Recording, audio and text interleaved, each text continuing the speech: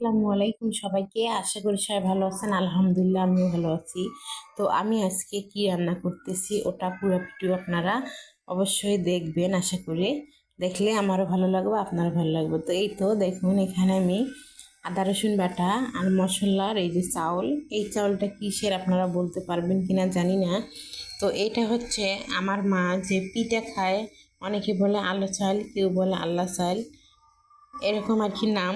তো এই চাউলটাই দিয়ে আজকে আমি পোলাও রান্না করব। তো এই তো পেঁয়াজটা আমি দেখুন একটু বাদামি কালার করে ভেজে নিয়েছি।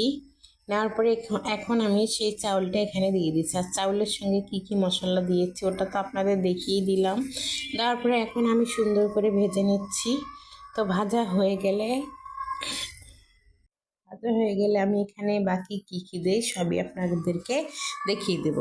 তো এই তো এখন আমার একটু নাড়ার পরে এখানে ফুটান্ত গরম পানি আমি রেখে দিয়েছিলাম, মেপেই পানিটাকে আমি বসাই দিয়েছি ফোটার জন্য। তো এখন আমি এই পানিটা আস্তে আস্তে এখানে ঢেলে দিচ্ছি। তো চাউল কিন্তু যদি 2 পট নেন তার পানি নিতে হবে 4 পট, এরকম আর কি নিতে হবে। তাহলে কিন্তু খুব সহজভাবে আপনারা যে কোনো কেউ পোলাও রান্না করতে পারবেন, একটু সমস্যা হবে না। আর আমি এই চাউলটার গল্প বলবো এখন, যেটা হচ্ছে যে এই চাউলটা দিয়ে আমার মা আমাদেরকে পোলাও রান্না করে খাওয়াতো।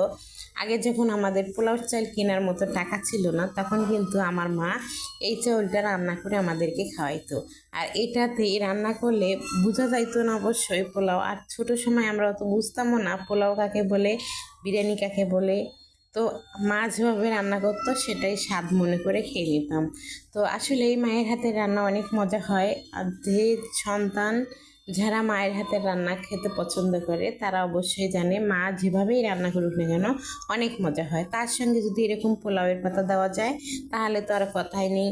তো আল্লাহ চালই হোক আর সিদ্ধ চালই হোক, পোলাও রান্না করলে অনেক সেন্ট কিংবা অনেক স্বাদ হয়। মায়ের হাতের রান্না বলে কথা, এই জন্য আর কি বললাম যে মায়ের হাতের রান্না সবই মজা। তো আল্লাহ চাল দিয়ে আমি কীভাবে পোলাও রান্না করলাম দেখছেন, অনেক সহজ কিন্তু এভাবেই রান্না করা যায় পোলাও আল্লাহ চাল দিয়ে। তো এই তো মাংসের তরকারি দিয়ে খেলে কিন্তু খুবই ভালো লাগে, আর বোঝাও যায় না এটা পোলাও চাল না আলুর চাল।